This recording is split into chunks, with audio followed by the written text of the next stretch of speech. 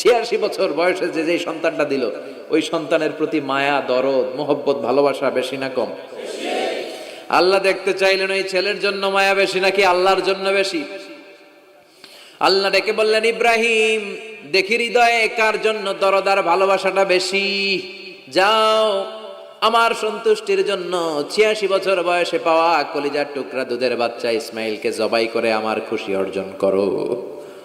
জবাই করো, স্যাক্রিফাইস করো, আমার জন্য উৎসর্গ করো। এরপর ওনার ছেলের সাথে কি বললেন আছে না নাই? فلما بلغ معه السعي قال يا بني إني أرى في المنام أني أذبحك فانظر ماذا ترى।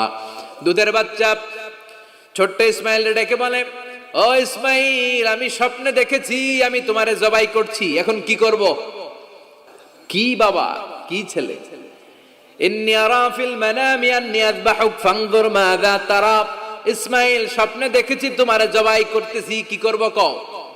সাইয়েদনা ইব্রাহিম এই প্রশ্ন করার পরে সাইয়েদনা ইসমাইল বললেন, ক্বালা ইয়া আবাতি ফাআল মা তুমার।